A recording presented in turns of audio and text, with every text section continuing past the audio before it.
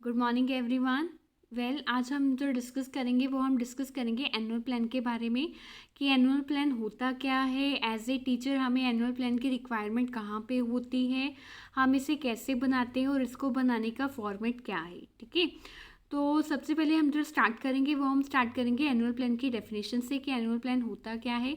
देखिए, जो annual plan होता है that provide structure and direction for an organisation and its employ. ठीक है, तो जो एनुअल प्लान होता है वो बेसिकली किसी भी ऑर्गेनाइजेशन को और उसके एम्प्लॉयज़ को एक डायरेक्शन और एक गोल अचीव करने का रास्ता बताता है कि कैसे हम इसके थ्रू अपने गोल्स को अचीव कर पाएंगे और कितनी देर में हम इसको कंप्लीट कर पाएंगे। ठीक है, तो एनुअल प्लान क्या होता है? एक प्री प्लान जो हम पहले ही बना लेते हैं अपनी क्लासेस स्टार्ट होने से पहले या अपना सेशन स्टार्ट होने से पहले कि हम कितनी देर में अपने सिलेबस को कवर कर पाएंगे। ठीक है, तो बेसिकली इसमें जो होता है, इस प्लान में हम क्या करते हैं कि हम अपने गोल्स को कितनी जल्दी अचीव कर लेंगे और कैसे अपने किसी भी लेसन को कैसे एग्जीक्यूट कर पाएंगे। ठीक है, थ्रू आउट द ईयर अगर हमने कोई चैप्टर कब ख़त्म करना है, ये हम सबसे पहले अपने एनुअल प्लान फ्रेम करते हैं। जब सबसे पहले हम उसमें मेंशन करते हैं और फिर उसी के अकॉर्डिंग हम अपने लेसन प्लान बनाते हैं। ठीक है, तो जो एनुअल प्लान होता है that does not need to pull the collective knowledge of the organisation to identify the increment changes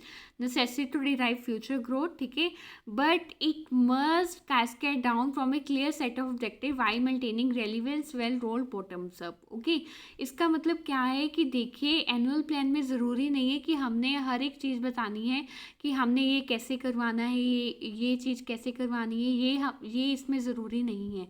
पर हाँ, एक इसमें क्या ज़रूरी है कि हमारे एक ऑब्जेक्टिव, प्रॉपर एक ऑब्जेक्टिव सेट होने चाहिए कि हमने सबसे पहले ये चैप्टर करवाना है, उसके बाद ही उससे मिलता जुलता कुछ चैप्टर करवाना है, देन थोड़ा सा उससे चेंज करवाना है। इसी के बिहाफ पे हमारा जो एनुअल प्लान क्या होना चाहिए, बेस्ड होना चाहिए। ठीक है, तो यहाँ पे मैं जो एग्जांपल आपके साथ शेयर कर रही हूँ एनुअल प्लान की, वो है बीएड के क्लास की। ठीक है, तो ये है सेमेस्टर 1 की जो मैं आपके साथ एग्जांपल यूज़ कर रही हूँ। ठीक है, तो यहाँ पे देखिए फॉर्मेट क्या है। सबसे पहले हम क्या मेंशन करते हैं, हम क्लास मेंशन करते हैं। ठीक है, तो क्लास में किसका एनुअल प्लान यहाँ पे डिस्कस कर रही हूँ, बीएड का। तो यहाँ पे मैंने क्या लिखा है, बीएड। ठीक है, तो अब कौन सा सब्जेक्ट है या कौन सा पेपर है? देखिए, हमारे बीएड में पेपर्स होते हैं, पेपर 1, पेपर 2, पेपर 4।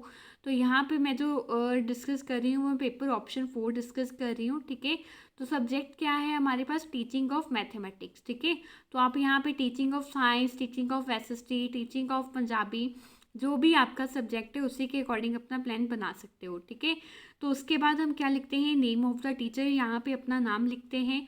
तो उसके बाद हम जो देखते हैं कि हमारे पास नंबर ऑफ पीरियड्स कितने अवेलेबल हैं। ठीक है, तो देखिए बीएड क्या है, सेमेस्टर वाइज है। जो हमारा फर्स्ट सेमेस्टर है वो अगस्त में स्टार्ट होता है और जो कंप्लीट होता है वो मार्च लास्ट और फरवरी तक कंप्लीट हो जाता है। ठीक है, तो यहाँ पे हम उसके अकॉर्डिंग अपनी जो वेकेशंस को निकाल के जितने भी हमारे पास नंबर ऑफ़ डेज़ बनते हैं, हम यहाँ पे क्या लिखते हैं, नंबर ऑफ़ पीरियड्स। ठीक है, तो हमारे पास यहाँ पे नंबर ऑफ़ पीरियड्स क्या है, 93 हैं। उसके बाद हम अपने ऑब्जेक्टिव सेट करते हैं कि हमारे एनुअल प्लान के अकॉर्डिंग हमारे ऑब्जेक्टिव्स क्या है। ठीक है, तो हमारे ऑब्जेक्टिव्स यहाँ पे क्या है कि जो भी प्यूपिल टीचर्स हैं, प्यूपिल टीचर्स यानी कि जो बच्चे बीएड कर रहे हैं, ठीक है, तो उनको मेथड्स ऑफ टीचिंग के बारे में बताना, उनको इंस्ट्रक्शन प्लानिंग और डेवलपमेंट ऑफ रेलिवेंट मटेरियल के बारे में बताना।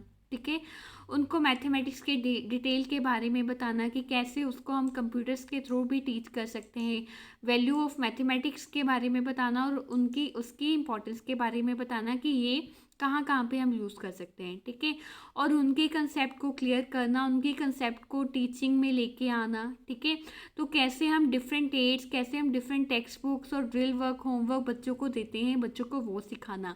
तो ये बेसिकली थे हमारे कोर्स ऑब्जेक्टिव जो हम अपने एनुअल प्लान में सबसे पहले मेंशन करते हैं। ठीक है, मैं एक बार दोबारा रिपीट कर रही हूँ। सबसे पहले हम क्लास लिखते हैं जिसका भी हमने एनुअल प्लान बनाना है। उसके बाद हम पेपर मेंशन करते हैं कि हम कौन सा बना रहे हैं। उसके बाद हमने सब्जेक्ट मेंशन करते हैं, देन नेम लिखते हैं टीचर का, देन नंबर ऑफ़ पीरियड्स जो हमारे पास अवेलेबल हैं, और कोर्स ऑब्जेक्टिव लिखते हैं कि हमारा जो कोर्स है उसके ऑब्जेक्टिव्स क्या हैं। ठीक है, नेक्स्ट फिर हम जो स्टार्ट करते हैं, देखिए हमारे सिलेबस जो हमें सिलेबस दिया होता है उसको हम डिवाइड करते हैं। ठीक है, तो यहाँ पे हम जो हेडिंग लिखते हैं उसका लिखते हैं मंथ वाइज डिवीज़न। ठीक है, तो यहाँ पे हम जो टेबल वाइज फॉर्मेट यूज़ करते हैं, सबसे पहले हम लिखते हैं सीरियल नंबर, देन हम यूज़ करते हैं मंथ, फिर unit, then topic, then number of period कि हमें कितने चाहिए, ठीक है। तो यहाँ पे देखिए जैसे मैंने अगस्त में कवर करना है फर्स्ट यूनिट का कौन कौन सा topic, meaning and nature of mathematics, value of mathematics and इसके aims and objectives and Bloom taxonomy के बारे में, ओके। तो यहाँ पे कितने डेज चाहिए यहाँ पे वो लिखे हैं, ठीक है। तो ऐसे आप अगस्त का, सितंबर का, देखिए सितंबर में जब हमने ब्लूम टेक्सोनॉमी को अंडरस्टैंड कर लिया, टीचिंग मेथड्स के बारे में पढ़ लिया, तो सितंबर में बच्चा आके इन डिफरेंट मेथड्स को स्टडी कर सकता है और वहाँ पे वो इन मेथड्स को एग्जीक्यूट भी कर सकता है, ठीक है। इसीलिए लाइक यहाँ पे problem solving method, laboratory method, mathematics laboratory, teaching ads यहाँ पे मैंने मेंशन किए हैं, ठीक है। उसके बाद अक्टूबर में हम क्या करते हैं, देखिए हम जब हमें लेसन प्लान बनाना आ जाता है तब हम फर्दर मैक्रो और माइक्रो लेसन प्लानिंग की डिटेल करते हैं, ठीक है। तो ये क्या है, स्टेप बाय स्टेप हम मूव करते हैं, ठीक है। ऐसे ही मैंने अक्टूबर का बनाया है, नवंबर का बनाया है और जनवरी का बनाया है क्योंकि दिसंबर में हमें ऑफ होता है, ठीक है। तो यहाँ पे फाइनली जो फरवरी है तो वहाँ पे हम क्या बनाते हैं, देखिए सारा कुछ डिस्कस करने के बाद, चैप्टर्स को डिस्कस करने के बाद हम जो फरवरी और मार्च में रखते हैं वो हम क्या करते हैं, टेस्ट आइटम्स बनाते हैं, ठीक है। कि कैसे हम ऐसे type, short answer type questions को फ्रेम करते हैं, ऑब्जेक्टिव टाइप क्वेश्चंस को फ्रेम करते हैं और जो बच्चे की डिफ़िकल्टीज आती हैं उन्हें हम कैसे रिमीडियल टीचिंग के थ्रू दूर करते हैं, ठीक है। और लास्ट में हम क्या करते हैं, मार्च में देखिए हम क्वालिटीज़ ऑफ मैथमेटिक टीचर्स को डिस्कस करते हैं, ठीक है। रोल ऑफ मैथमेटिक टीचर्स का डिस्कस करते हैं कि कैसे वो बच्चे को अप्रिशिएट कर सकती है, ठीक है। तो ये था हमारा जैसे मंथ वाइज प्लान कि हम मंथ वाइज प्लानिंग कैसे डिस्कस करते, कैसे बना सकते हैं, ठीक है। और नंबर ऑफ़ पीरियड्स के थ्रू उसको कैसे अरेंज कर सकते हैं, ठीक है। एक बात आपको यहाँ पे ध्यान पे रखनी है कि जितने भी नंबर ऑफ़ पीरियड्स आप यहाँ पे मेंशन करेंगे उतना उसका जो टोटल है वहाँ वो आपके जो आपने ऊपर नंबर ऑफ़ पीरियड्स मेंशन किए हैं उसके इक्वल होना चाहिए, ठीक है। तो यहाँ पे जितने भी मैंने नंबर ऑफ़ पीरियड्स मेंशन किए हैं उनका जो टोटल है वो कितना बनता है, 93, जो मैं ऊपर डेज ला के चली थी, ठीक है। तो लास्ट जो हम 2 हेडिंग्स लिखते हैं वो लिखते हैं हम टीचिंग स्ट्रेटजी, ठीक है। कि टीचिंग स्ट्रेटजी में हम क्या क्या यूज़ करेंगे, देखिए तो हम थ्रू आउट द ईयर अपने क्लासरूम इन्वायरमेंट को इंटरेक्टिव बनाने के लिए क्या क्या यूज़ करेंगे, like lecture method, group discussion, questioning, assignment, speed tutoring, seminar, they are the different variety of techniques जो हम अपनी क्लास में यूज़ कर सकते हैं। और रिसोर्सेज क्या लेंगे, डिफरेंट टेक्स्ट बुक्स लेंगे, रेफरेंस बुक्स लेंगे, वेबसाइट्स लेंगे, एजुकेशन जर्नल्स लेंगे हम, ठीक है, अपने टॉपिक्स को कवर करने के लिए, ठीक है।